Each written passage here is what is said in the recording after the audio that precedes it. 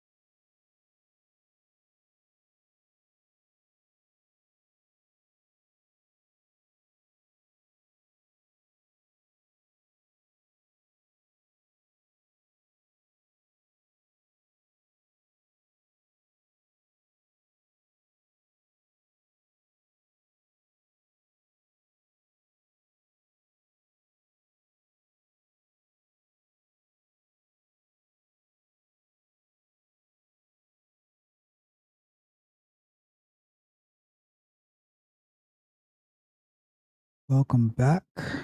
Welcome back. Welcome back. Sorry for being about 15 minutes late. Was working on a lot of different logistics to get in order, and I think I got it. I think I'm good. But we're gonna find out. So some of the updates that are happening is we are currently also live on Facebook. I just opened the Facebook page last week. If you are on Facebook and you would like to subscribe to the Tech Coach Ralph Facebook page, please check it out and follow that page, give it a like, and you can also get the stream there as well. So I think going forward, I am going to be streaming on YouTube and on Facebook, and I'll see where it goes from there. And I got some other stuff that I got in here as well, trying some things out. So one little example, go like that. And we got that right there, that lower third right here. So this is in a software explorations that we're going to do. We are going to be going through setting up Selenium-Wire on Docker to work with the remote driver. So we're going to be doing Selenium Grid, Selenium-Wire, dockerized. That's the plan for this afternoon. So before we get going into that, let's do some housekeeping. I want to say Happy Father's Day to all the fathers that are out there celebrating, and especially, so I do want to say Happy Father's Day. And I also want to say Happy Father's Day to maybe the men who might not have any kids, but they play a big role in the lives of children. One that I'm thinking about in particular is my jiu-jitsu professor, how he plays an amazing role in the lives of so many young students. I think I'm just going to say we probably have the biggest kids jiu-jitsu class in Broward, maybe in South Florida. I don't know, but it is amazing to see that the work that's being done there. Next bit of housekeeping. I got a comment. It was a really good comment on it was actually, I think it was the first video, the first live stream that I did. I just got a comment on it maybe 2 days ago. And I did reply to the comment, but I also want to, because I think this question is valuable to everyone. And I wanted to address this question at the beginning of the live stream. And I probably will make a separate video for it as well. So the question was, what kind of boot camp I can get into for testing and QA if I didn't go to school for computers and everything like that. And I gave a very long, detailed answer, but I want to touch on it briefly right now. So the thing is about so the first thing I want to address about especially for testing in the QA industry, there isn't I don't think there is a major or a course or anything like that in a college environment that has focused on quality assurance. Usually through computer science degrees and majors, like someone will end up in QA. And even with that, a lot of times it might just be a transitionary period from on their way to being like a software engineer or something to that extent, right? So while a lot of companies do ask for a bachelor's degree in like computer science or certain other industries for QA, I would say that I wouldn't harp on that because nowadays as well, a lot of companies, when they put in their job postings, they'll say the type of education is a bachelor's degree or equivalent experience, an associate's degree or equivalent experience. And I do think it's definitely possible to build up experience. So, and now that's not to say that going to college and getting a computer science degree and or whatever related degree in information technology is unnecessary. I think it's pretty important to do the, but I don't want you to think it's the end all be all. To me, everything that comes in, everything that you come across is a tool, right? So the same way this channel is a tool for your development and your growth, college should be seen no different. It's a tool to get to where you actually want to go. So don't harp on not being able to, like not going to school for it. If you are able to at some point, then go to school, get that formalized education because it does help in the long run if you want to move up the corporate ladder in that sense, right? But to continue with to answer the question that was asked was, yeah, so if I didn't go to college for this, what kind of boot camp should I do? Like if I could recommend any boot camp. And here is my stance, whether popular or unpopular, on boot camps. I guess they're useful for certain types of people. But for me, the cost of these boot camps, they don't outweigh the they don't outweigh if you were to what's the word I'm looking for?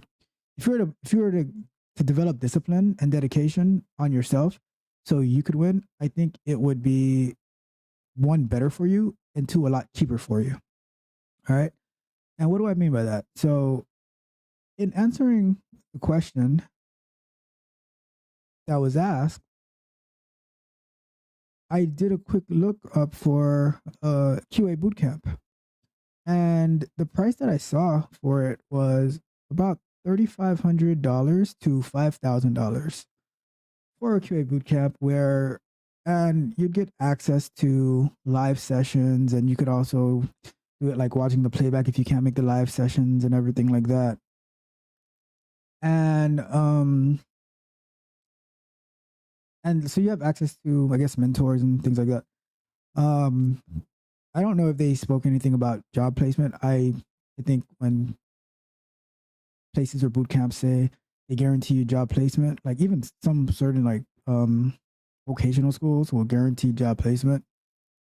I don't think that I think that's a little bit ridiculous that someone can try to guarantee you job placement if they don't actually work for the place that's hiring. They can try to recommend you, they can try to push for you, but at the end of the day, it's the hiring manager at that company who is who's going to give you a job or not give you a job. So yeah, so back to that, like for that one boot camp that I saw for about $3,500 to $5,000 to do QA engineering. My thought is, to me, I think the better route would be on websites such as Udemy. I'm going to throw out Coursera as well. I'm not too familiar with Coursera, but I've heard a lot about it. But I've used a lot of Udemy, and in particular with Udemy, they always have sales, right? A course that they advertise for like $100, $200, you can normally get it for about $10 to $25 on the high end.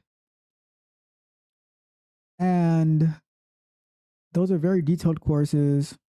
And there's inside the course itself on Udemy, there's a Q&A section that you can interact with different people.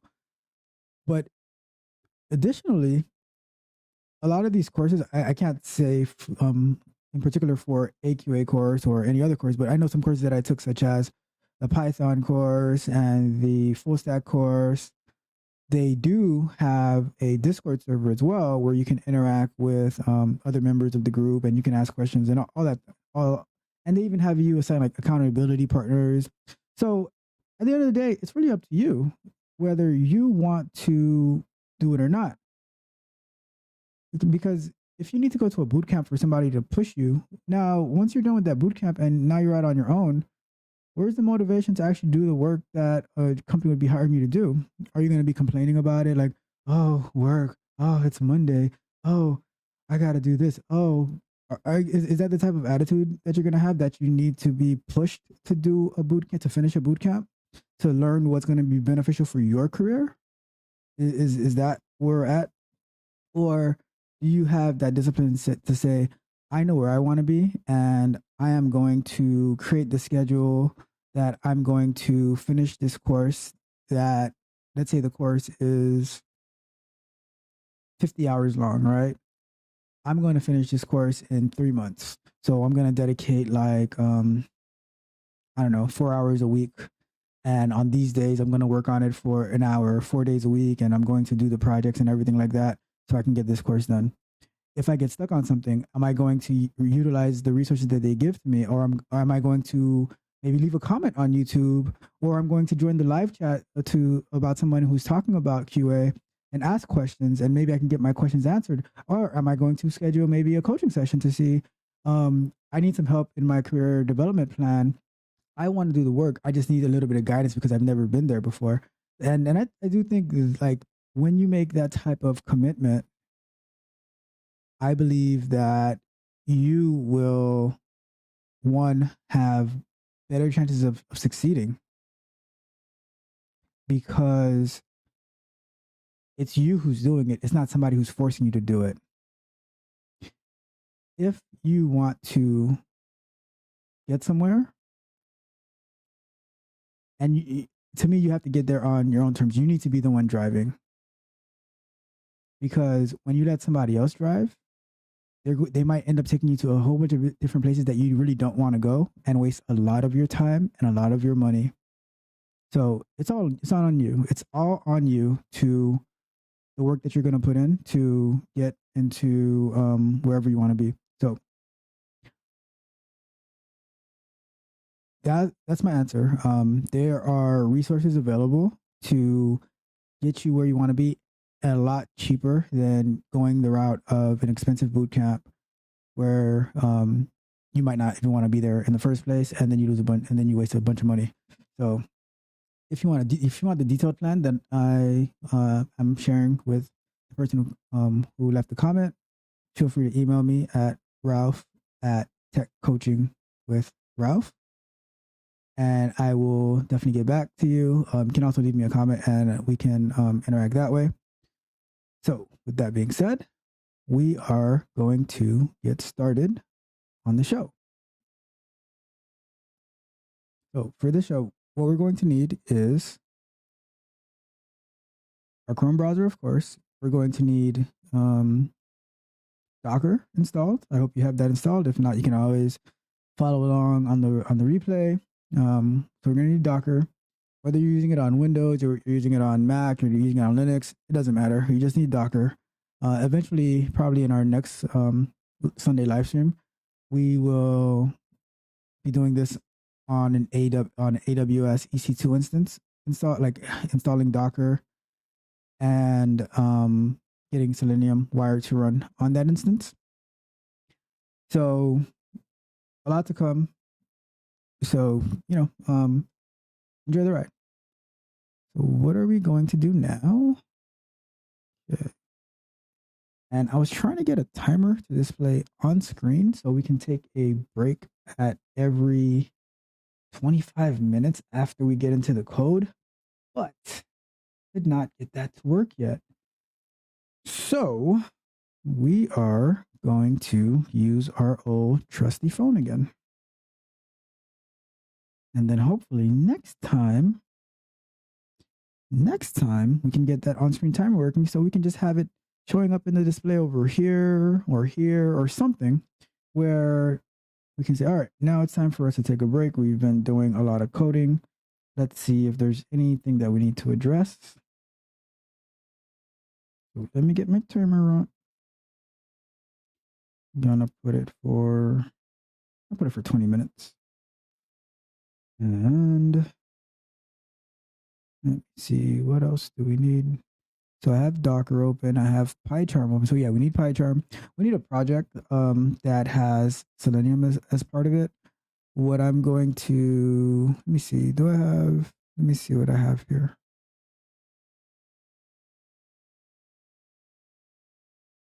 All right, so I can use a project that already has Selenium-Wire on it.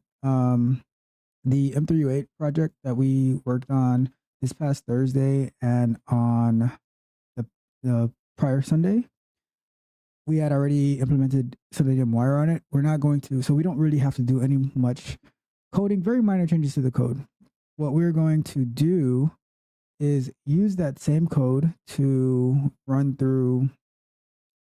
it on a Selenium Grid environment on Docker. So the reason that we're doing this as well is the support that Selenium-Wire had and the documentation that they have for Selenium-Wire running on a RemoteDriver is very minimum. So that's why that was like my first live stream, because I was trying to figure out how I could get Selenium-Wire to run on using Selenium Grid, and I also needed it for like professional purposes as well. So that's why I was like so invested in doing this. And I've been working on it for like the past month as well to troubleshoot it, to try to figure it out. So with that being said, we are ready to continue. So let's transition to our shared screen. All right, so I have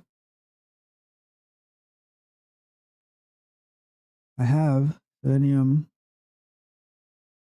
I have PyCharm on my right side, and I have Chrome on my left side, and I also have, where is it? Docker opened. I have like the Docker desktop open, but we're going to be doing most of the work through the terminal. We are going to need a terminal window as well. So what are we doing? Okay, so let me do something real quick. Give me a second. Let's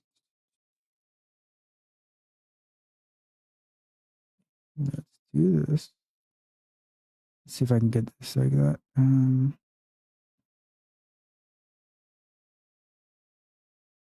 Let's see, copy.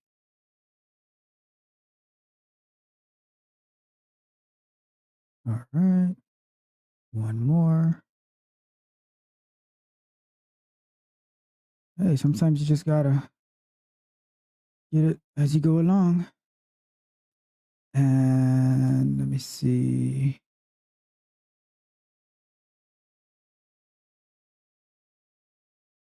Last one. Got it.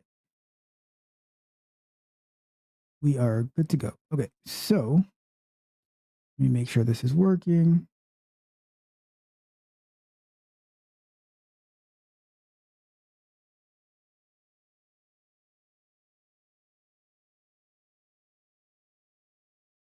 Oh, look at that. Okay. Awesome. So we're doing Selenium-Wire on dockerized Selenium Grid. Love it. Oh, get rid of that. I really like these things being on the screen because I think it takes away real estate. So let's do this. So let's review our code real quick. So part of the project that we worked on this past week, we were going to the flow grappling site, and what we ended up doing on Thursday night was we navigated to the website, to the flow grappling website, and we went to the watch tab, and we clicked on the watch tab, and then we clicked on the first featured video, and we used Selenium-Wire to capture the manifest file, and then it loaded it into the M3U8 parser, and then it parses that variant manifest, and it then ran through making sure that each quality manifest it went through each quality manifest, got the transport segments, the video files, and it made sure that each video file was returning a 200 response, was getting the right content type, and that it was a cache from CloudFront. So that test is fine. We're not going to get into all parts of that code. Honestly, most of the code that we're going to be working on today is going to be limited to around right here. That's as far as we're getting. All right. So what do we do? The first thing that I say that we do is we're going to get a we're gonna get a Docker container for the Selenium Grid. All right, and we're gonna install that, and then that way you can see it. You can see what the Selenium Grid is if you're not familiar with it. If you're not familiar with Selenium Grid, what Selenium Grid allows you to do is to run your Selenium test on a remote location. That's why it's called the RemoteDriver. And by remote, it can be on a Docker container that's still local to your computer. It can be, for instance, on services like Sauce Labs, where they have like different mobile devices where you can run tests. They have different browsers you can run tests. You can do it on Browser Stack, where they have it's very similar to Sauce Labs, just maybe different pricing strategy. And then what's becoming one of my personal favorites is running it on the AWS Device Farm, which is a pay-as-you-go, or currently it's a pay-as-you-go version of what like Sauce Labs would offer you, or what Browser Stack would offer you. But they have like the desktop browser. They have like where you can run it on the Mac, you can run it on you can run it on Mac, you can run it on Windows. I don't know if you can run it on Linux, but that's besides the point, right? And you can also run it on devices. Then you can also set up your own grid as well, where let's say you install a Selenium Grid Hub on like an AWS EC2 instance or a Google Cloud server or an Azure server, wherever, right? And then you can create other what we'll call nodes, which could be like a Windows machine, a Mac machine, and then you can have them registered onto that hub. So now when you go to run your test and you send it to the Selenium Grid address, it'll distribute it to the machines that it is able to run on. So like say a machine doesn't have Chrome, but it has Firefox, and the machine and the test needs to run in Firefox, and it'll go to that machine. But the Chrome test wouldn't go to that machine. It would find another machine that has Chrome. So that's a quick overview of what the Selenium Grid does. what we're going to do now is we're just going to use Docker to install that Selenium Grid, and then we're going to go to the URL where the Selenium Grid would reside. So let's go to Docker Selenium Grid. That's our Google search. Now we can use that first link right here. And I'm just going to scroll down to the quick start. So this is the command that you would run to get that Selenium Grid up and running. However, because the computer that I am using, it's a Mac M1, it's not going to work as we expect with this Selenium.standalone. So I can show you real quick. So and they even talk about it here, right? So this is so we would need Selenium in order to run it, but it's not it's really not worth showing it not working, because then it's a whole bunch of setup just to show that it's not going to work on my machine. But that one would definitely work on a Mac or Intel Mac. So if you're using Windows or an Intel Mac, using the Selenium/standalone should not have any issues.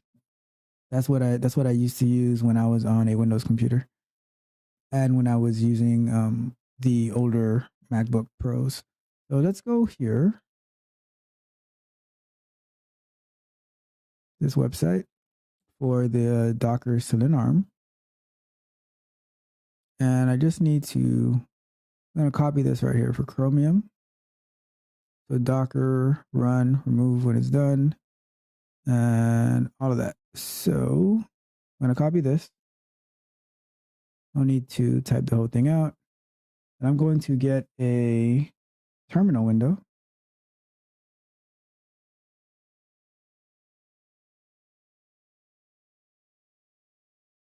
I wonder if I can get this terminal window to be bigger. Should be able to. View.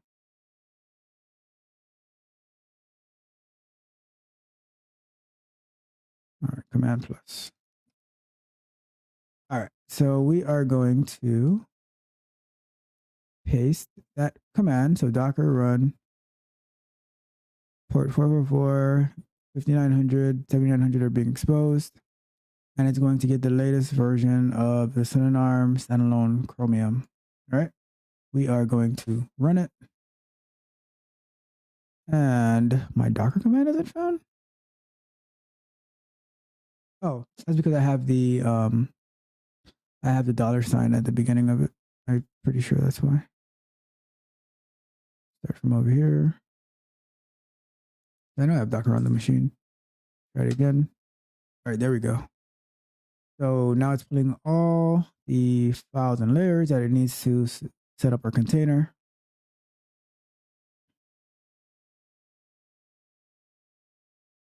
And I do not expect this live stream to take too long, because I already have done a lot of research on this. So I have a decent understanding of how this should go, but you never know. Like, we always expect things not to take too long. We come in with it with a way that it's supposed to work, and then it totally goes left, and then we just have to find a way to engineer the win. So we like to make plans, but when it comes to this type of stuff, we can never give a set date or time. We just have to flow with the punches.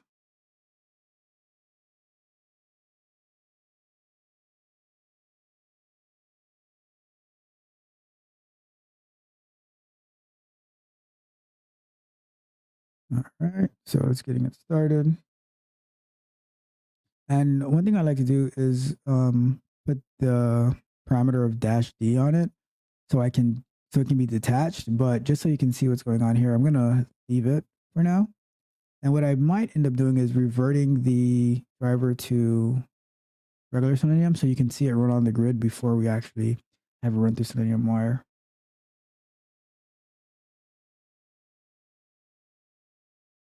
Okay.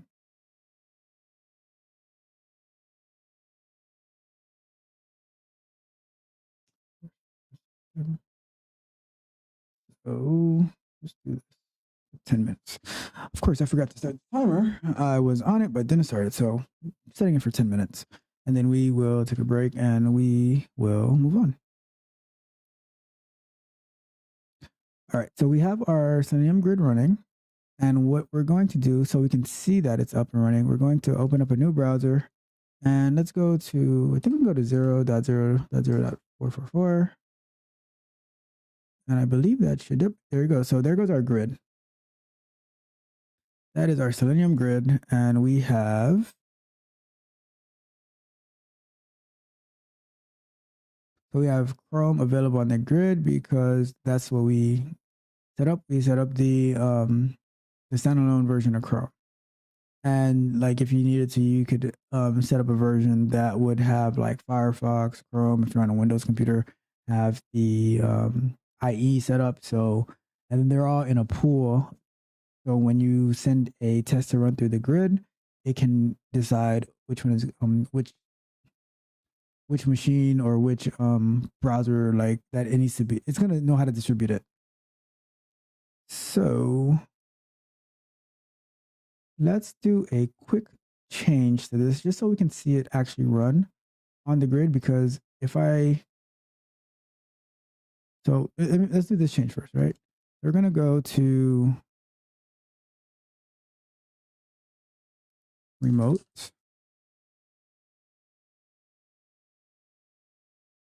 So driver of remote. Let's pull up the documentation as well.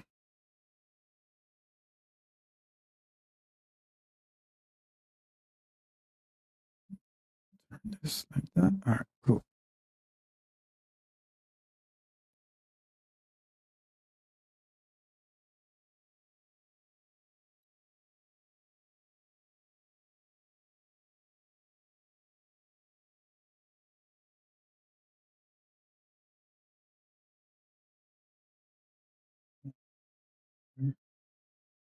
Oh, there it is.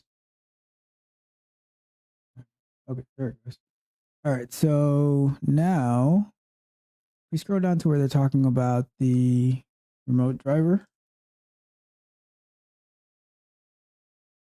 So we need the command executor where it tells you the address of the grid that you're using. What we're going to do is we're going to put here, so we don't need this service. Actually, before I make any changes to this, I am going to put this in a new branch so we can have the regular copy of our Selenium-Wire running locally.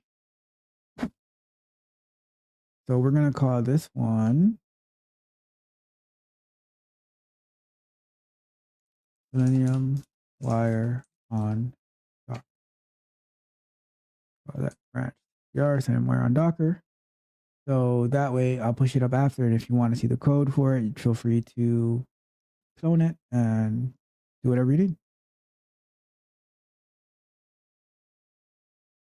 All right, so now I have my new branch. What I'm going to do is I'm going to say remote here. Don't need this anymore. And we're going to say command executor equals, and it's going to be 0.0.0.4444. So that command executor is the URL to your Selenium grid. So the same way that we have our Selenium grid here, 0.0.0.4444, that's what you would have here. And that's according to the Selenium-Wire documentation. So now,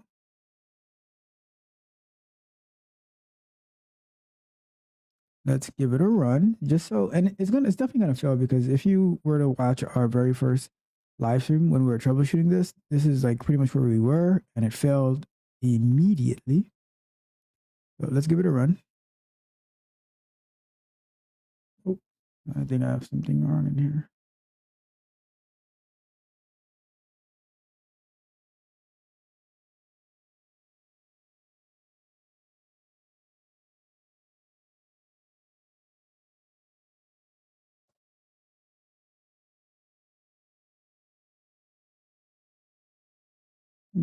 Let's see what's going on here. Line remote. Let's see what the remote driver is saying.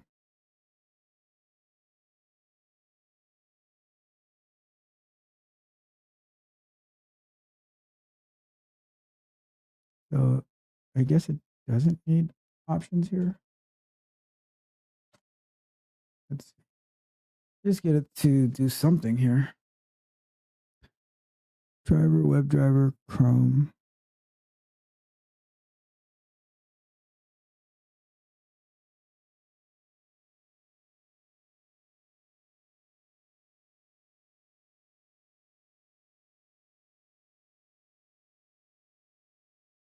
I believe something is missing. All right, let's see if we do.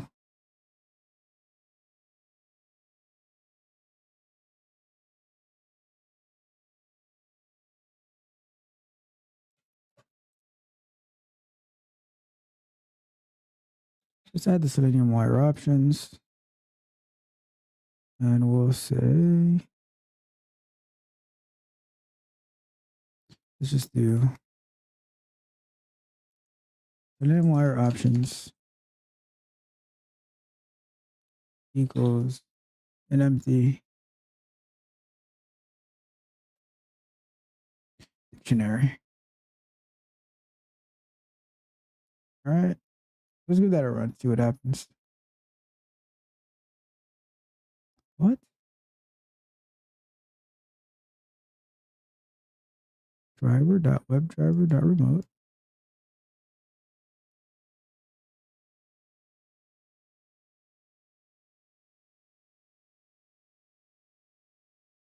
Got an unexpected keyword, desired capabilities. Not passing desired capabilities. All right, let's see what's going on over here.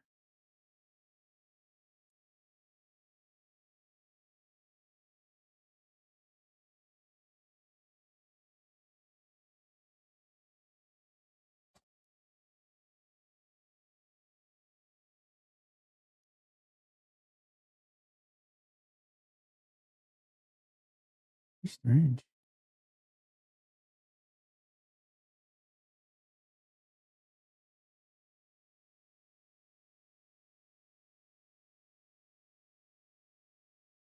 I'm going to switch this to regular Selenium because this is very weird.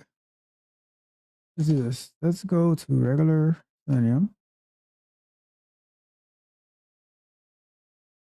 where we'll say,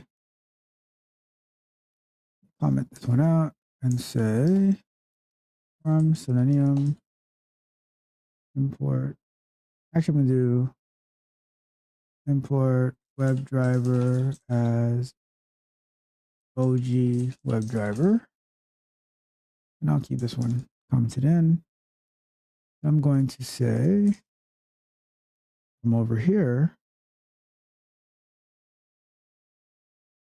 use OG WebDriver.remote and then command executor.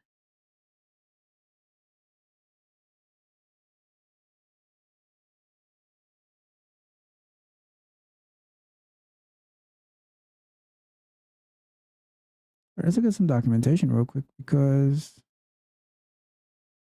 something strange is happening.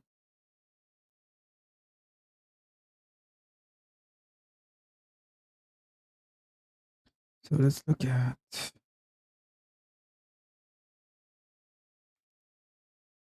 Selenium Python remote driver.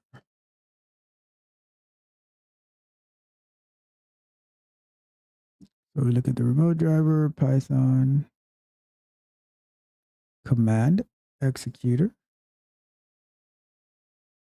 If I put HTTP and then options,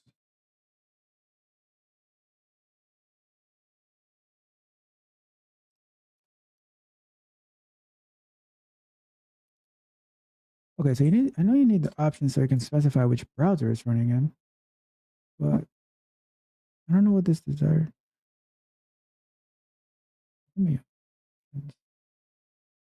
Oh, okay.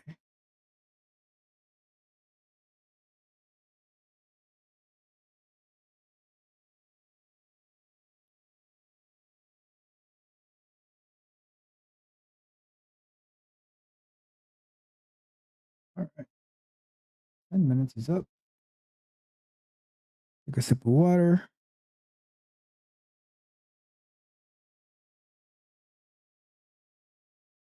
And we'll get back to it in just a second.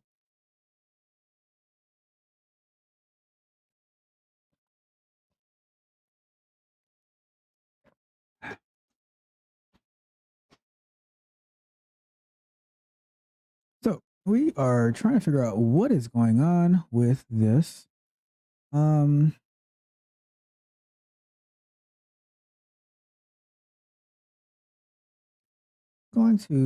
going to troubleshoot a little bit more to see what's going on. I'm not sure exactly what it is, but we'll figure it out. We always figure it out. We like I said, we're engineered to win. We continue to go through the process, through the flow.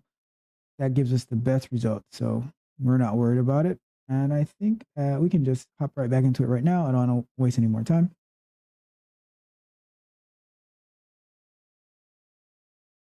So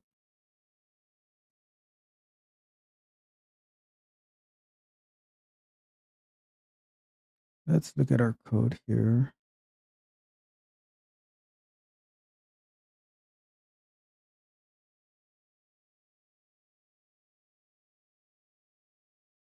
So Chrome options, WebDriver.Chrome options.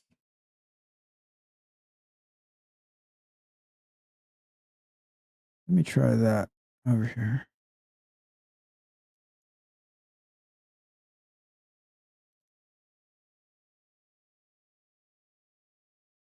Chrome options. Let me get rid of this. We should not need that anymore. Timer.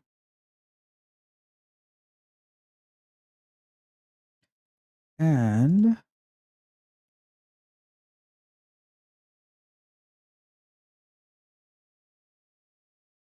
see what happens.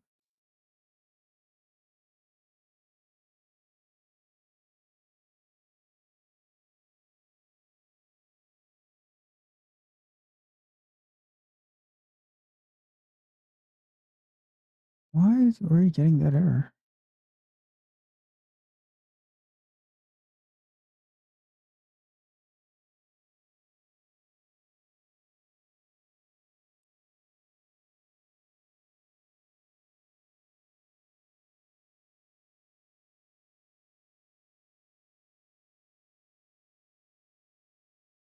Let's see.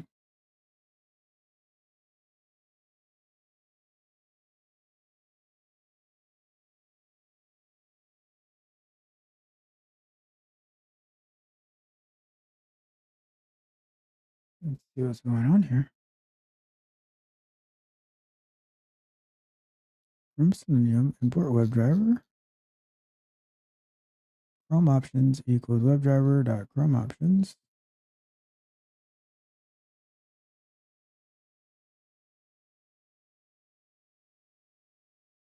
That should have been it.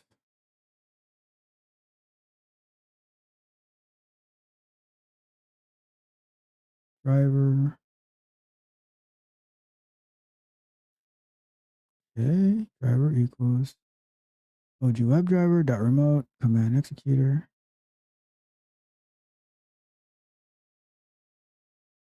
I copy this right. I'm just going to copy this exact code as it is.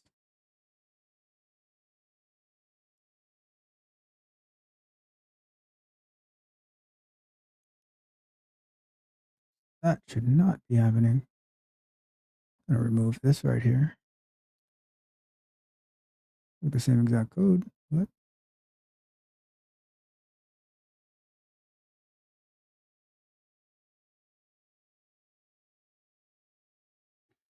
Let's go back. Running it locally, and then we are going to get it to work on the remote driver. Always something, right? Whenever we say, oh, it's not going to take too long, and then that's when it always goes downhill from there.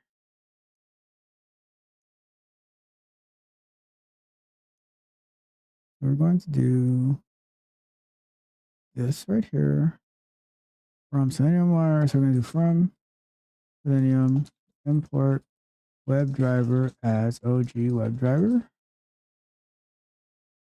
We're going to say OG WebDriver .chrome, doing all that good stuff. Now, I believe our browser should at least open. So it's going to download the latest version. And it's going to fail because we're not running Selenium-Wire to be able to capture all that data. So it should get like maybe to the page where it clicks to the video.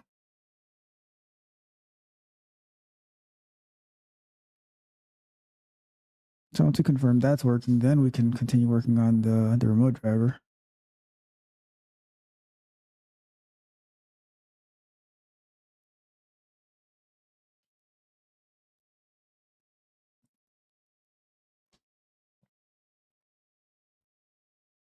All right.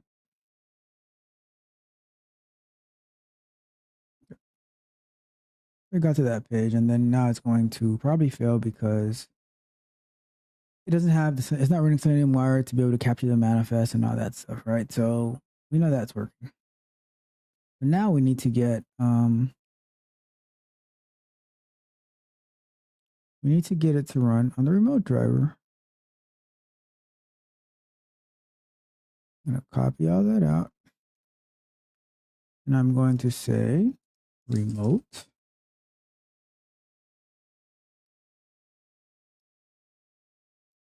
command executor.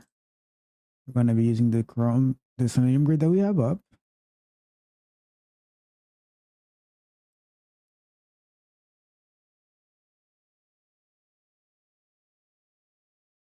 Run that.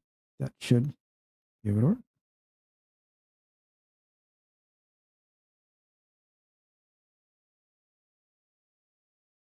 So let's move over then our Chrome options. We have that one. And we have this here, comma, that in there. Now, if we run that, it should go into our Selenium Grid. But that looks exactly like we did before. I don't know. That's weird. You can even see it running. Why I love using the Selenium Grid. What was the password again? I think it's secret, maybe. Cool. So our test is running on the Selenium Grid. Oh, why can't you see? Have you not been able to see anything that I've been doing? What's going on here? Let's see, it's fine. Let me see here.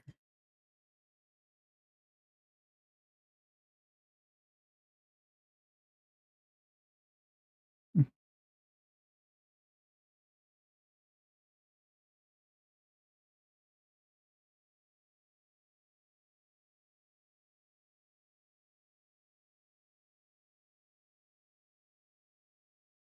Why is my screen not showing? Give me a second to fix that. That's a big no-no. Wish I would have caught that earlier. I thought you could see everything.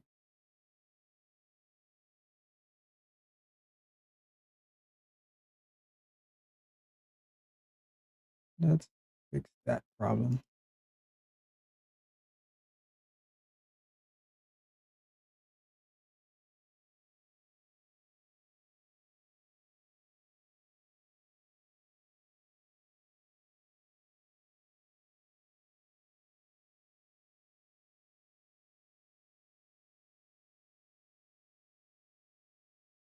Whenever you're working on these new things, getting things to work the right way, you never know what's gonna come up. So, but that's why we're here. We're gonna get it. We're gonna get everything under control. I don't know why my screen isn't sharing, and I'm not happy about it whatsoever. Let's see.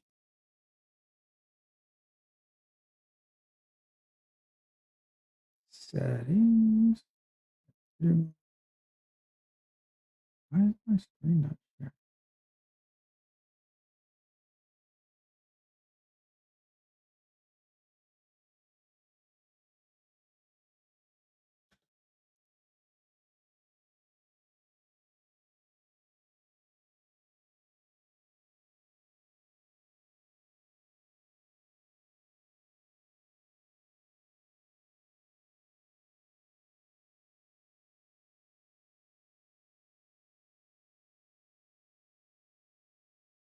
All right, let's try this again. Let me see what's going on.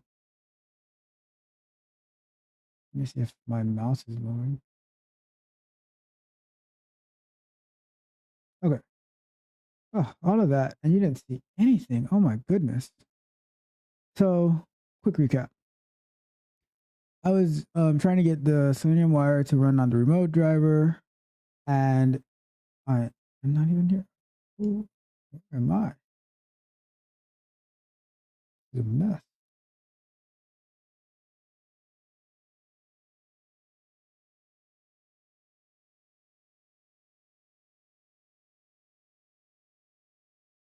The mouse is moving.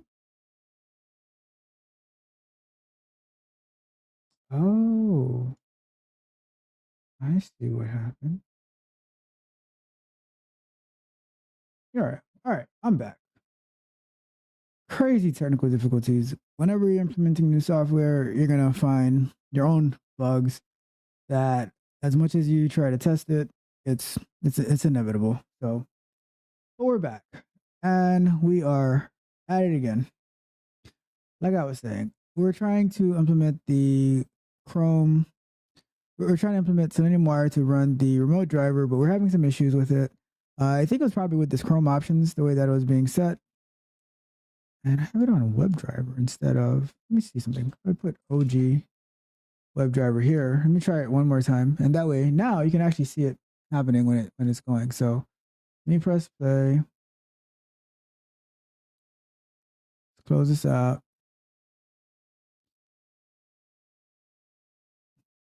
And I should see a session running for this. Secrets. Oh, I think it's secret actually. That's one of the reasons I really like using Selenium-Wire, because it, especially if you're running it in a different location and not on your local machine, it frees up your computer for you to do other things, and it doesn't take as many resources on your computer as well, like as far as speed and everything like that. So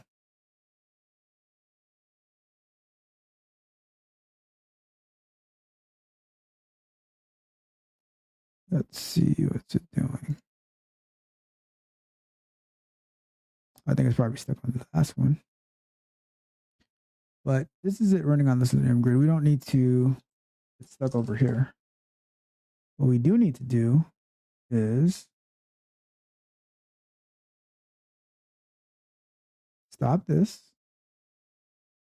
Hopefully it'll stop at some point on, because with the flow grabbing site trying to load and everything, it could take some time. So now what we're going to do is we're going to try to, and I can always stop the grid and it'll kill it and then bring it back up. What we're gonna do now, let's go back and try to implement it using the Selenium-Wire. So let's just do WebDriver, which is the one that we're using for Selenium-Wire. Let's do WebDriver here as well, and let's see what happens.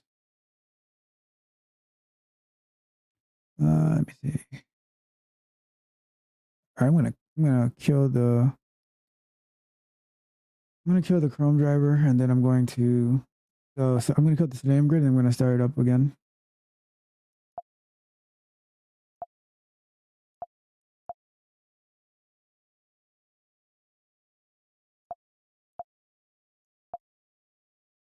Okay. I don't know what's going on today.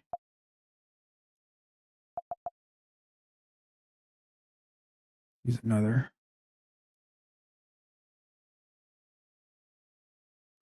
Docker PS. Docker PS is the command to show you your running Docker containers. And we're just going to take this and say docker stop, and then that container ID. Let's shut it down. Now, after you shut down the Docker container and you go here, it shouldn't be able to access. We're going to bring it back up.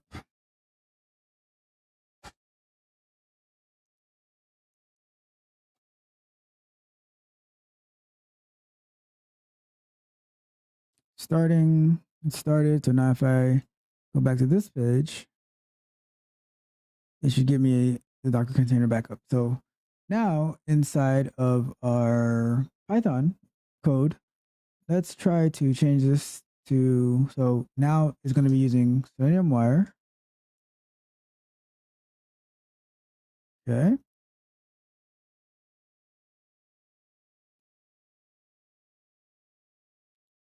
And let's see if we get the same error that I was getting before that you couldn't see, but I was seeing. I don't know what's going on with this software, but it is what it is. Let's keep going. Oh, would you look at that? Would you look at that? When you do it through Selenium-Wire, you get a weird issue. So let's say we have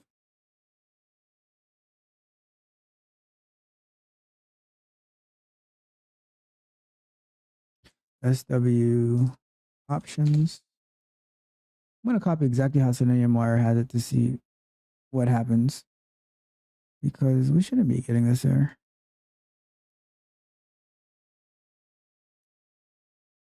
Like, we should get an error, but just not this one. So here we're going to go with get rid of this. Or comment. I just commented out. I don't want to get rid of things too prematurely. So SW, so comma, SW.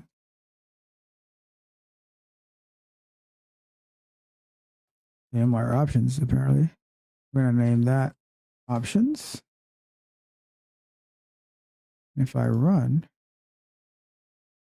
okay, yes. Okay, so apparently, in order to get it to run on the Selenium-Wire, we need to have our options for our Chrome options, and we need to have our Selenium-Wire options for our Selenium-Wire options. What I'm just going to rename this right here to SW options. So just to confirm, if I take this line out, then we're going to get the error that we're getting before. That's what I just want to confirm. Okay, yeah, so that's what it is. We are required to have this line to run it in Selenium-Wire. So cool. So, but what if I have this commented out? Oops, that's not a comment. I have this commented out. What happens? Oh, okay. So because it reads this as blank, that's why we're getting that error earlier that you weren't able to see, but I saw it very clearly. So that's where we're at. So, okay, so we need to have this line. I'm gonna run it again just so you can see that error that we got. So the error is mainly Selenium-Wire, third-party, MIT, mproxy exceptions. Error starting the server. So there was no name because this is not an address. So what we're going to do is we're going to use our local computer, 0.0.0.0. And we're just going to run it like that, see what happens. Oh. Still looking for desired capabilities, aren't you? When I have it like this, it throws this error.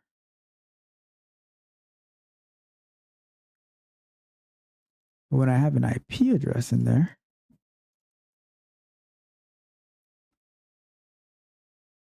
it throws a desired capabilities error. Very strange behavior, I must say. Let's try to dig into it a little bit more real quick.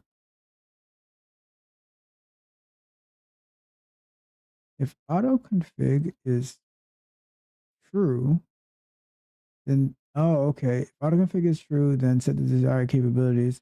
If desired capabilities is none, or if the capabilities is none, then desired capabilities firefox.copy, else capabilities.copy.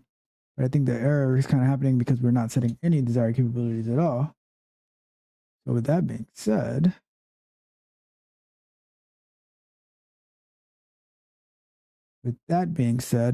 we are going to set the auto config to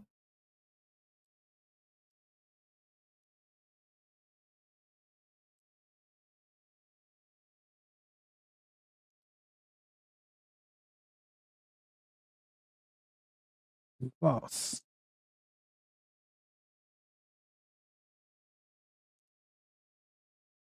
And let's give it a run. Still the same thing, eh? That is so weird. SW options, Chrome options. Send that to the Chrome driver. Selenium-Wire options. If Selenium-Wire option is none, that is none. Config self backend. If because I'm like that. I spelled it wrong. Okay, I can live with that if that's what the problem is. Give it a play.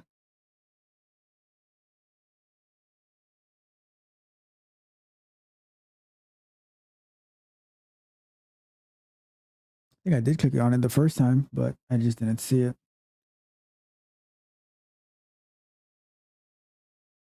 But we're still in the same holding pattern here, where I'm just waiting for it to fail so we can see that error message.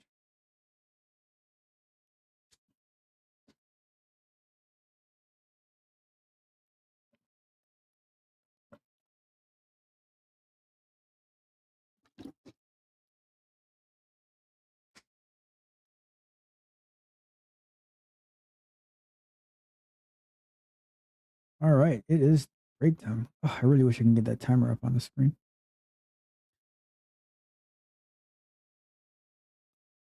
All right, any housekeeping that needs to be done? No, there is not. Let me check on the Facebook side. This is my first time streaming to Facebook, so I have no idea what to expect.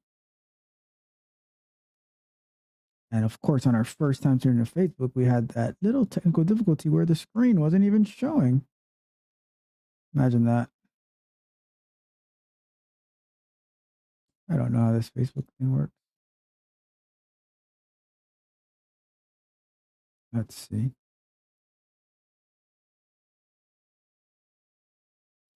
Trying to see what this is doing.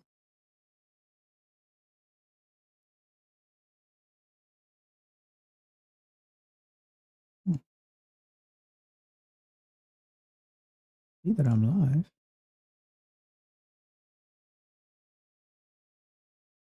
But can't really see what's going on with it. So we'll figure that out another time with Facebook. But I'm just happy to know that I can stream to Facebook, and I am streaming to Facebook, so that's good to know. I was trying to see if I could find the Facebook chat to bring that into our chat as well, but I don't necessarily see it. Oh, maybe I do. Oh, not worry about that. We'll do some testing on that at another time. What we're going to do, we're going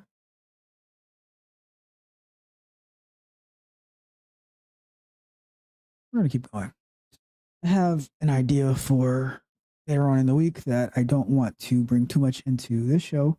I still have to think about it a little bit more, and we can have some fun on that show. And then as we do these software exploration shows, I might be able to mingle a little bit of that other show into here as like a preview of what that's going to be. So more to come on that soon. So let's get back to it. Let me do this before we get back to it. Let me just do this.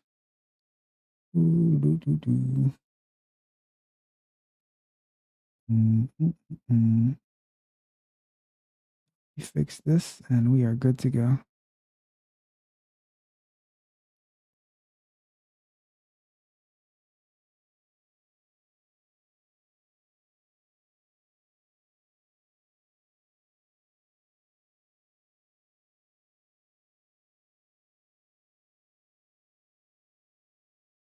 All right, we are on our way. Let's do it. Let's do it. Let's get back to our share screen. And so here we have our automation code. Here we have our text or documentation. And we want, and you see, it's still, it's like it's stuck, I believe. Let me see what's going on over here.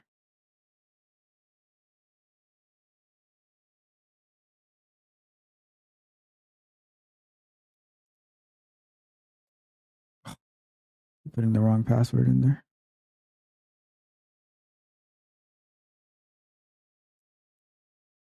So let's see what it went to. Oh, that's interesting. It actually went to it. Or did it? Let me shut down the Chrome again. Just because I just want to make sure what's happening over here. Actually, what I'm going to do as well, I'm going to shut down the grid, but I'm also going to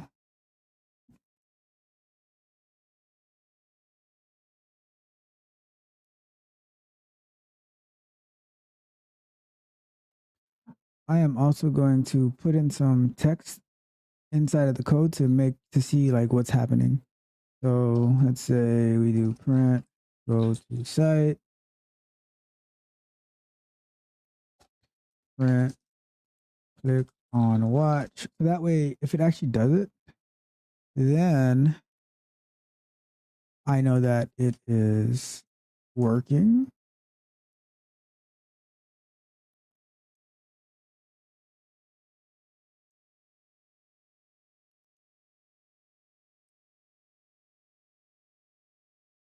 So here,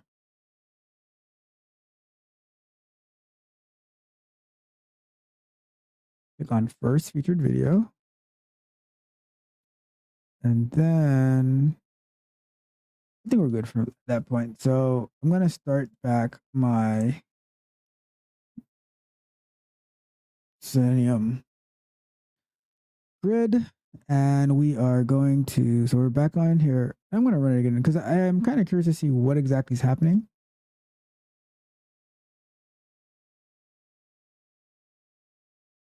We go to site.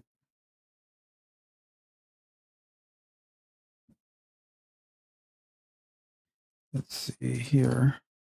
Because my expectation was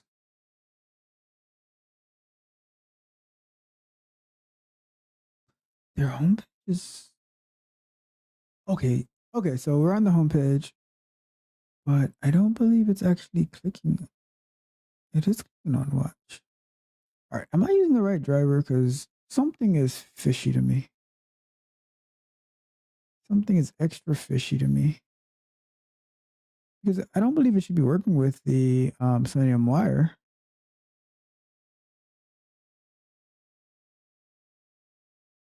And it is.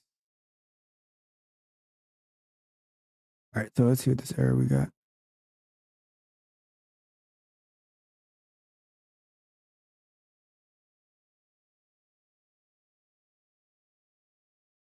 WebDriver remote.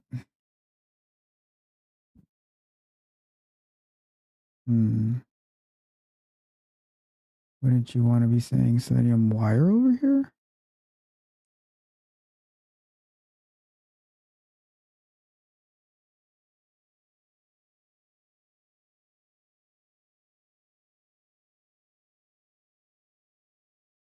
Very interesting. I'm going to remove the code for regular Selenium just so we don't get confused. Selenium-Wire not even being used.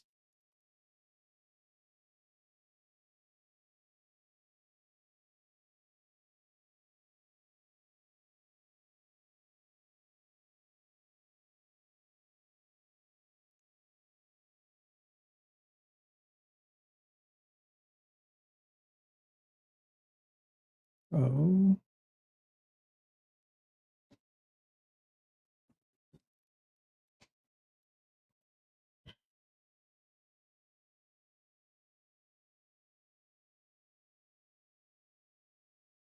Oh, I know why it's working because I have autoconfig set to false. So let me see if I have it set to true.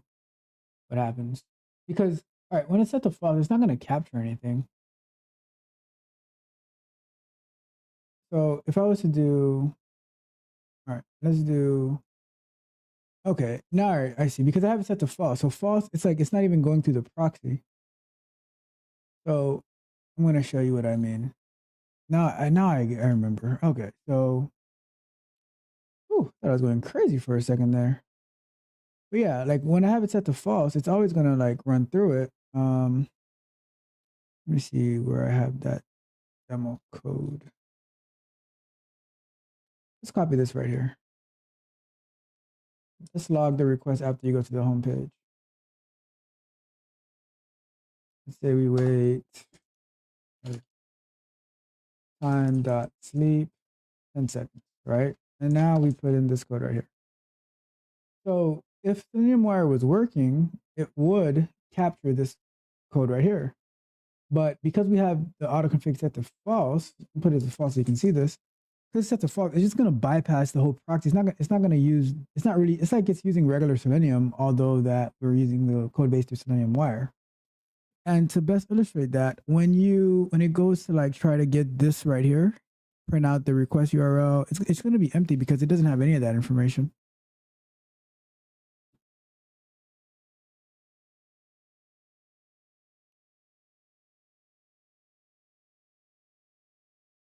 Let's see if this is stopping. I don't know why the website isn't stopping when it's running through the Selenium grid.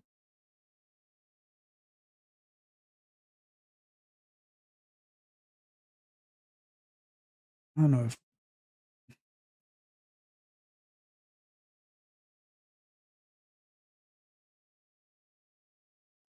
I'm gonna kill the grid again and start it just so we can see this thing in action. Docker PS, take that container ID.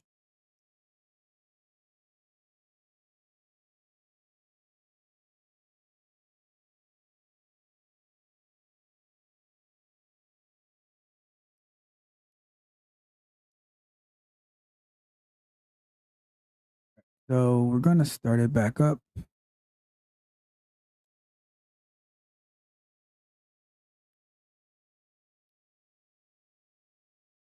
And this is like some of the troubleshooting that we go through when we are working on infrastructure and setting up these technologies to what- is this thing frozen? Oh my goodness.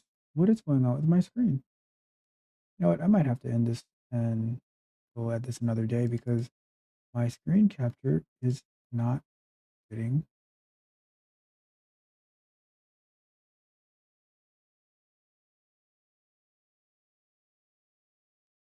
Maybe I'm doing. Let me see.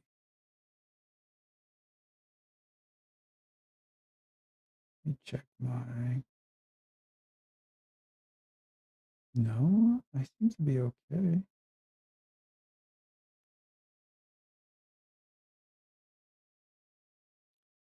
Check my.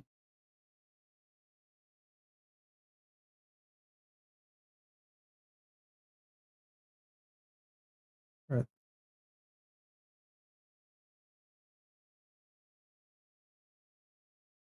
Just do it like that. Let's see what happens with this.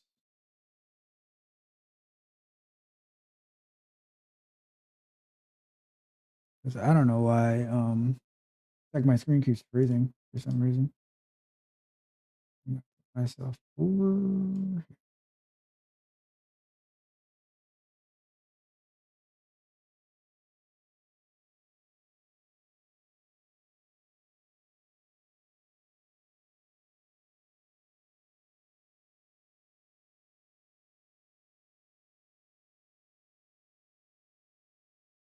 Let's see if that stops it from happening. Because it's starting to drive me crazy, and I feel like just doing a whole nother stream about this over again because you guys cannot see what I'm doing, and that is very, very annoying. But let's keep going. So we have Selenium Grid up. I have in, and I have it set to false. and I wanted to print out the request. So we're doing this so you can see when it's set to false, it's like nothing is happening. Like, it's like Selenium-Wire is not even working because it's not configuring it. So let's give it a run.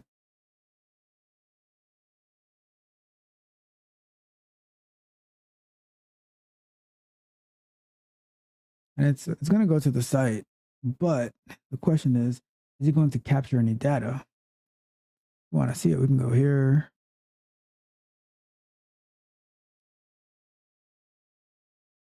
And we say secret.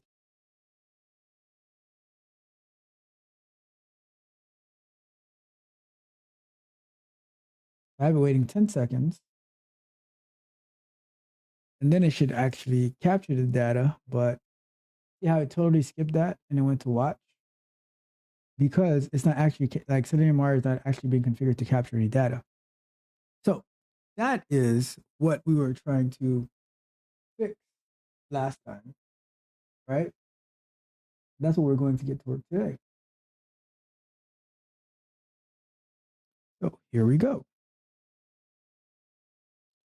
We are going to, I'm gonna leave that so we can see the, like once we get it to work, we can see the request print out right away and we know that it's working. What I'm going to do, there's a couple of things we need to do. I need to give it a port to run on. I'm gonna leave it, so I need to give it a port to run on. So in here, we're going to say port. And let's give it a port of, come over here. Get a port of, let's go with 8091. All right, let's go 8091.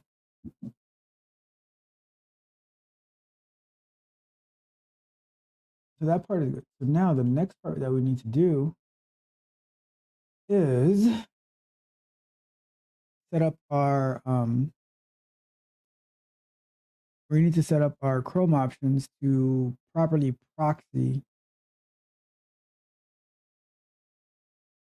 So we're going to do, because I had responded to somebody about this inside of the GitHub, I'm going to steal my own answer back. Actually, no, I answered my own question in there. I'm going to not even steal my own answer. I'm going to use my own answer. So where was my question? Let's see. That's my name if I'll find it. Nope. Let's see. If I can find my question.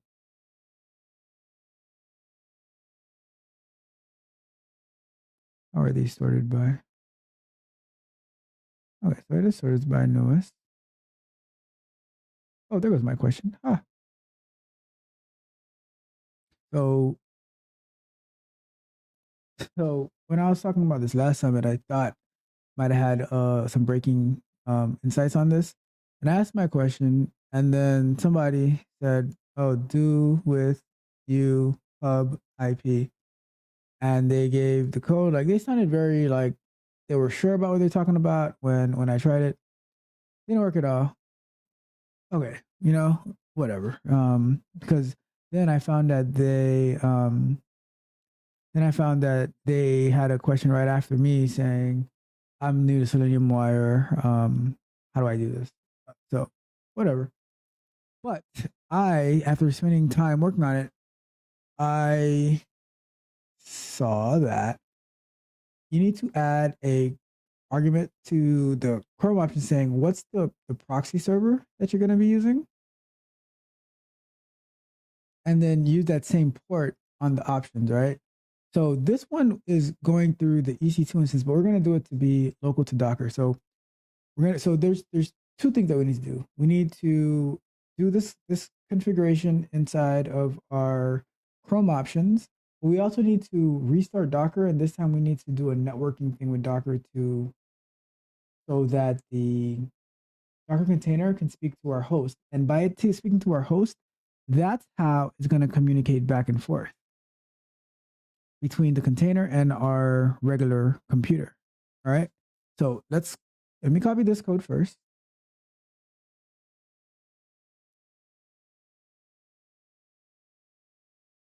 Now we're going to put it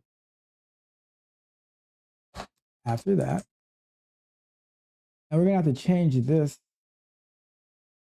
AWS URL to local URL. Now we're using 8091 as a port. And then we already have our ignore certificate errors. So that part looks good. So now what we need to search is how to have Docker connect to host. So we need the Docker to connect to the host, right? And there goes an answer. Let's check this answer right here. That might be what we need.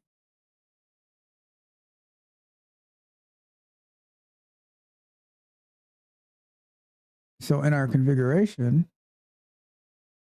if you're using Docker for Mac, let's see if it works without adding that extra line. When I did it, I did add that line, and it was this line right here that I added. But let's see if it's 100% necessary. Because what that's going to do is it's going to say like use the host network so it can communicate back and forth between your regular computer. So we're going to stop Docker again.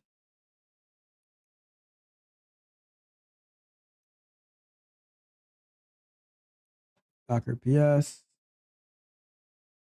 That Docker stop. So now we are going to start our Docker again, but this time we're going to add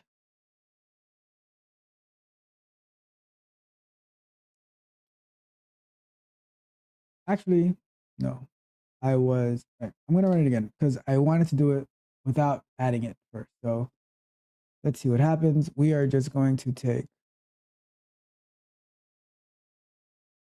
this right here. So what they're saying is that host.docker.internal should allow the two to communicate back and forth, right? Like I was saying, I did this when I was working on it, but according to this documentation that we're reading here, it should not be necessary unless you're using Docker for Linux. So, and I'm not using Docker for Linux, so let's give it a try out.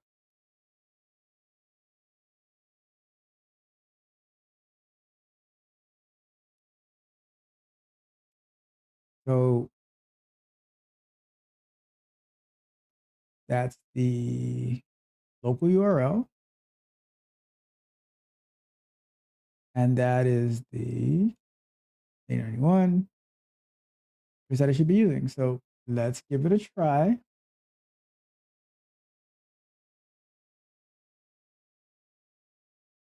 Give it a run. Let's see what happens. Open up our Selenium Grid as well.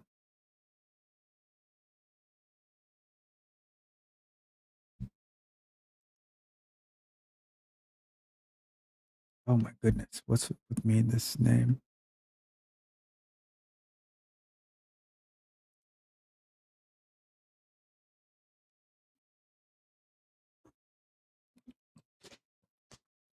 And well, this is what we wanted to happen because now we are passing our proxy configuration of local. Oh, all right, it's my fault. This should not be here. So it should just be proxy server local, or it should be host Docker internal 8091, and we should have our port of 8091.0.0.0. Let me give it again a run, and then we can.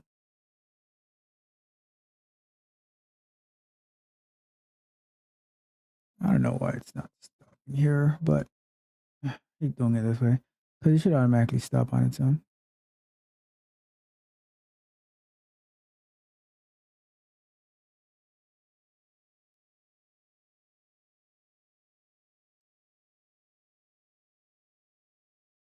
Let's stop that again.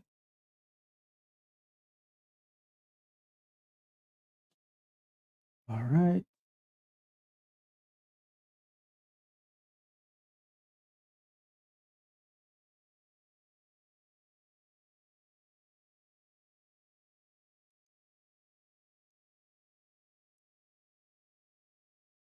Let's start it up again.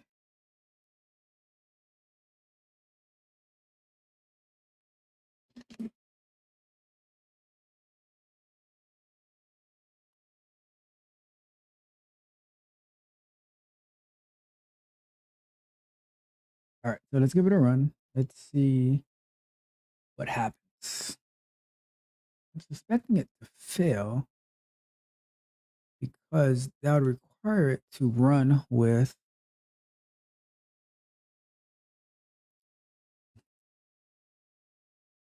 without having the no. Oh, would you look at that?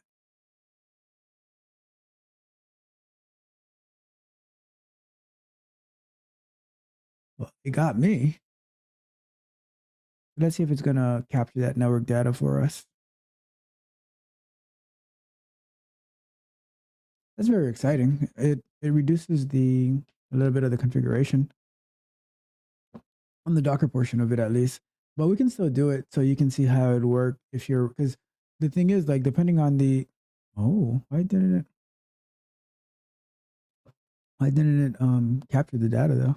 It should have because if it can show load the site. Oh wait, no, I don't have it in here actually.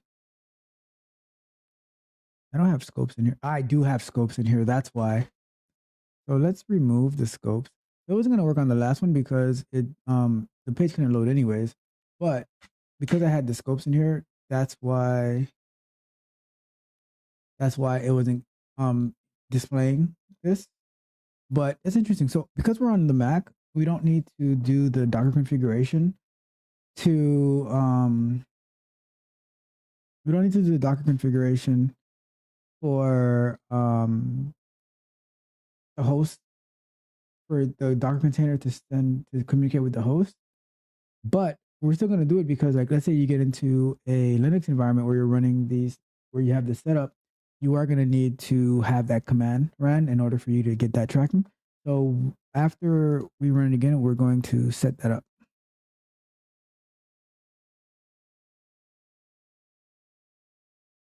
Let me give that a stop again.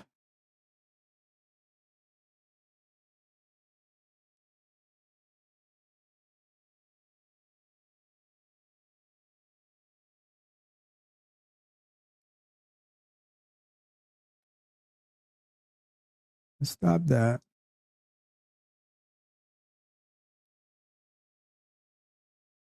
Oh, typos. All right, so let's give it a stop. We're going to start it up again.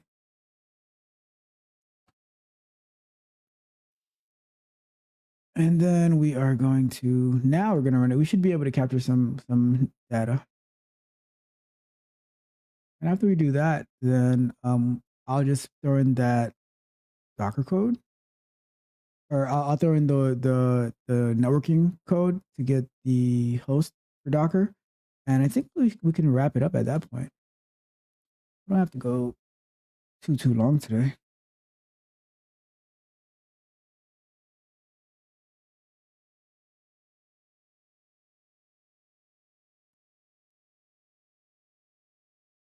We click here. Should let us in.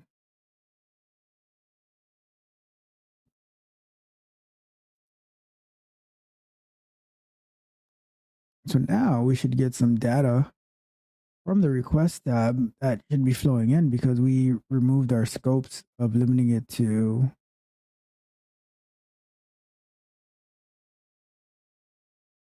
the CloudFront URL. That's where we're saying like only show CloudFront URLs, but we don't want that for the purpose of this. There we go. Look at that. We got our code. Oh, so that was much easier than expected. You know, so look at that. Selenium-Wire is printing out the code in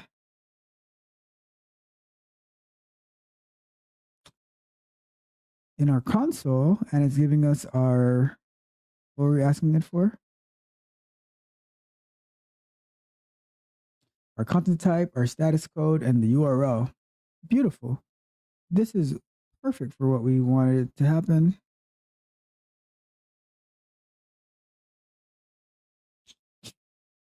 And just curious what's failing over here.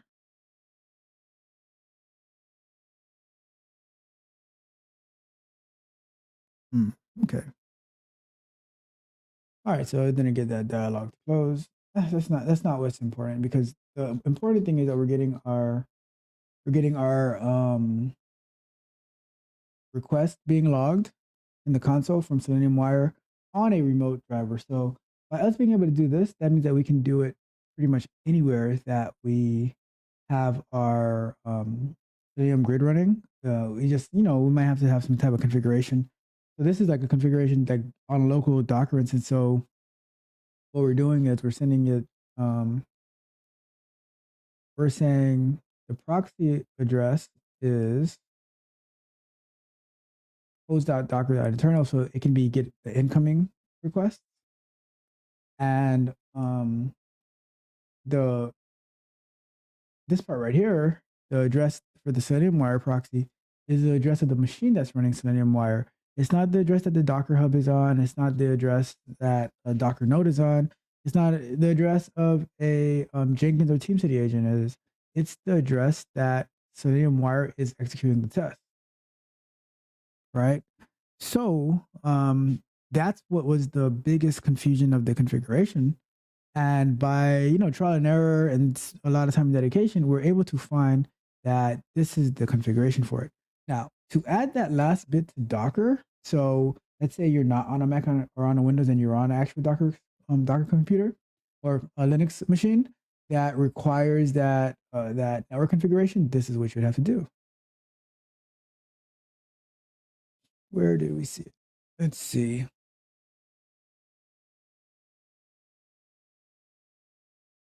have to copy this right here. And we would go to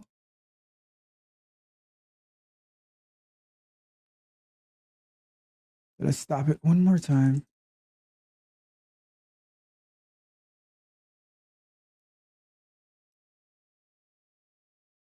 Oops.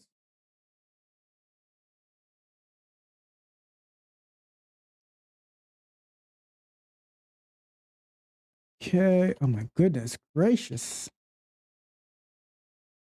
All right, here we go. Stopping it. Turning it back on. Oops. Nope. That's not what I wanted to do. On. Move too fast. Stop it one more time.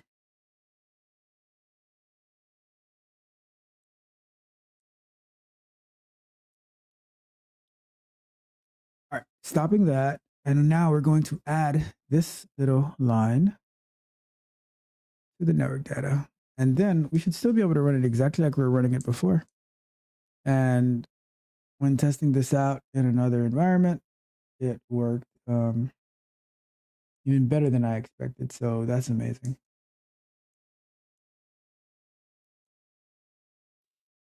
All right. So here we are, add host. And if we run it,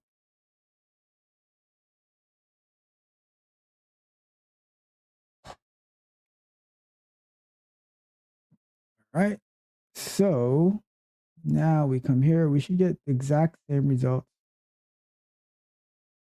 with this running with the where we're just adding the host for it's the same thing, but the Linux one needs you to be explicit. So let's run it again. And our only goal here is to capture the network data. Or like let's say when we go to the watch page, if that's where it gets stuck, we want to capture the network data. And that way we know that our Selenium-Wire is working with our Selenium Grid implementation through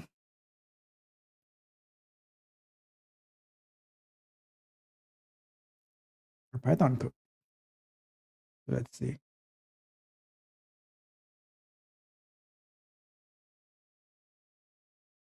Refresh that.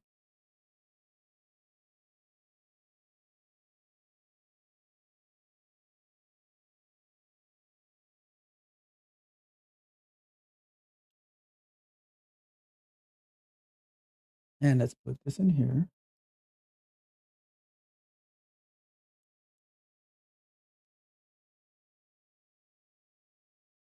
And after it goes to the watch page, we should see the data flowing in, which is our goal.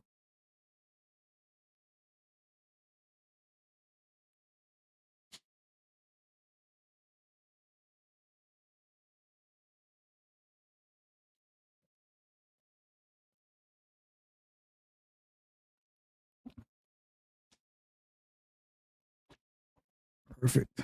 Exactly what we wanted to happen. And we're not really concerned about this because as we continue to go, if you want to see it work, if you want to see like a little preview for our recap from what we did last time, because this is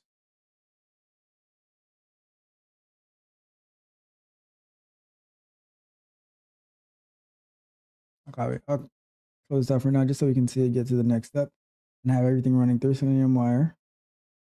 Give it a play.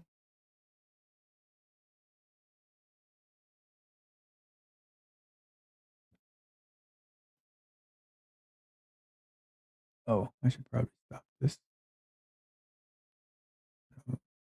Let me see if I can do that.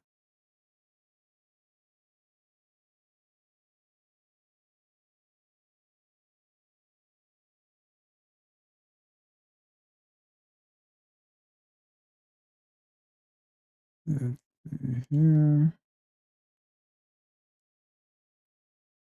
All right. Let me stop that. I'll run it one more time. So let's see if we can get a little bit further. Actually, what I'll do, I'm going to move this code a little bit further down so you can see it. Oh, no, we have it over here. All right, perfect. So what we're going to do is we are going to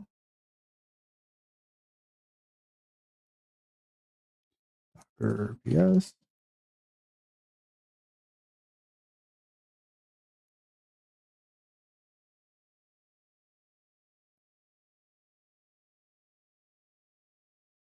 Okay. Get it up and running one more time. We have our host added. And I removed and typically like you don't have to like you shouldn't have to stop and start the Docker grid all the time like that. I don't know what's going on with this test running in this Docker, but because it's not the point of this video, I'm not focused too much on it. I just want you to see how our configuration of the which is more of a networking thing that we're working on. It's not really code. When we're in here setting up the Docker with the host and we're using IP addresses and the the internal host for Docker, all that stuff that we're using, like that's not really code. That's more of like infrastructure, to be honest with you. But it's something that you need to know in order so you can get your automated tests to work properly. You don't have to be an expert on it, but you should have a good understanding of it so you can further your testing capabilities. All right. So here we are. Let's give it a go. Let's see if it gets to the second one.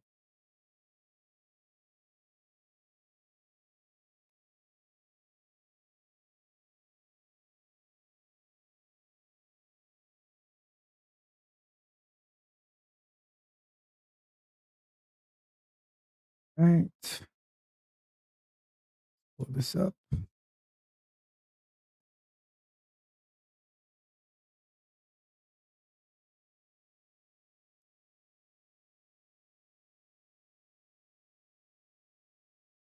Now we should get the list of requests two times. One from when it went on the homepage and another one from everything else that it did.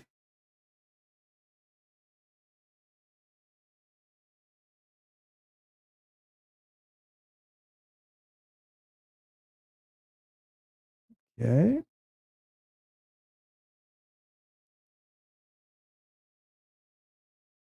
Okay.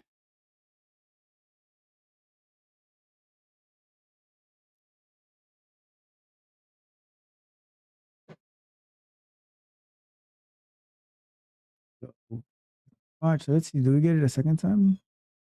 There goes the first one.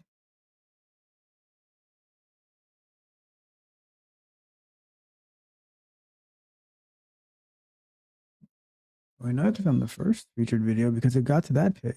Let's see if it does anything else after that.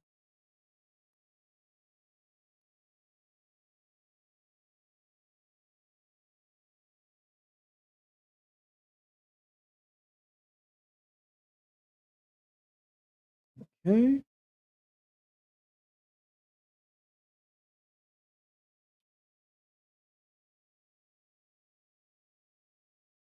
What's waiting up? Oh, okay, there we go. Here we go. Look at that. So after it waited like 60 seconds, then now it's getting all of the, it captured all of this stuff. And that, friends, is how we get Docker and this is how we get Selenium-Wire to work with the Selenium Grid. And particularly, what we had to do was figure out the address of that goes inside of the Selenium-Wire options. And that address is the IP or host of the actual machine that is running your Selenium test. It is, like I said earlier, it is not your hub. It is not your node. It is not the agent running on TeamCity or Jenkins.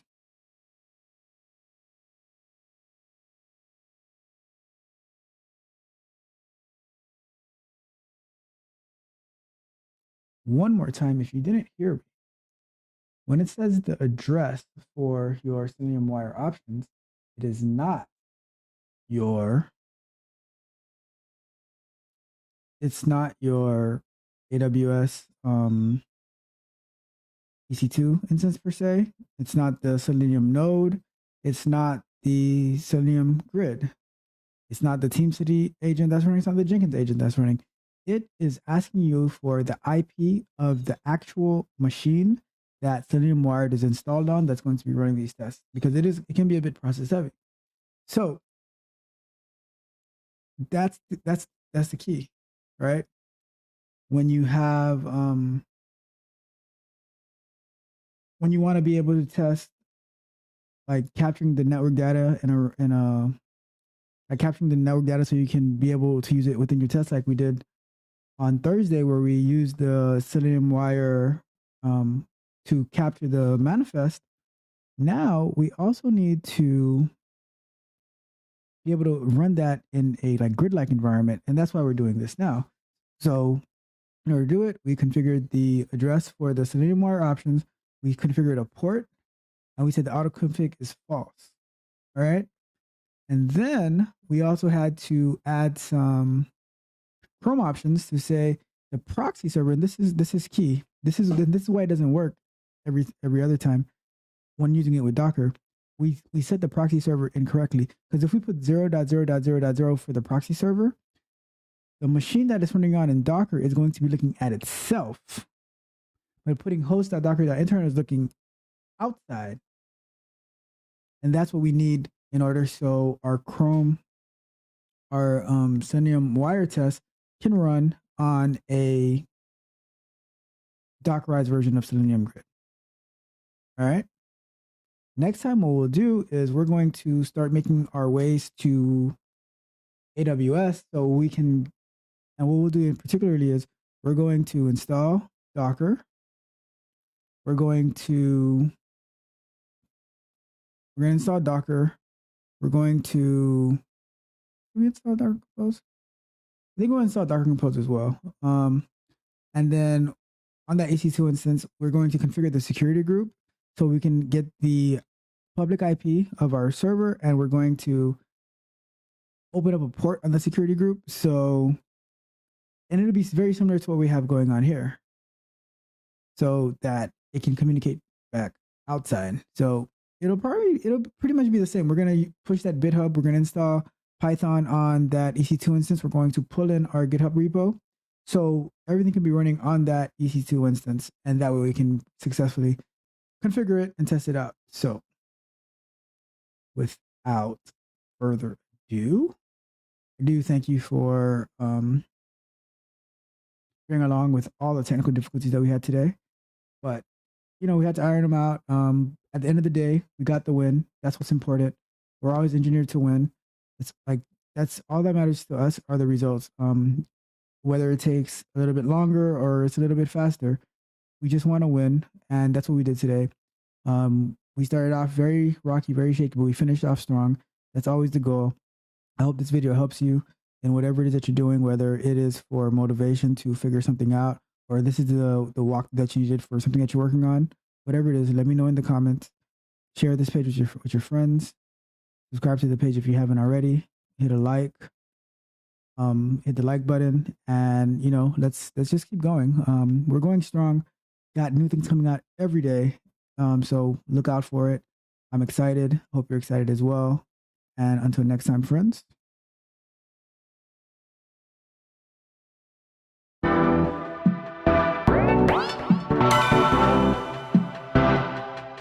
You might think that getting into the IT field is impossible without a computer science degree, but Tech Coach Ralph is here to prove you wrong. Get ready for some jaw-dropping revelations on how to break into this lucrative industry. Listen up, tech enthusiasts! Are you ready to break through into the IT field, but feel like you need a computer science degree to make it happen? Think again!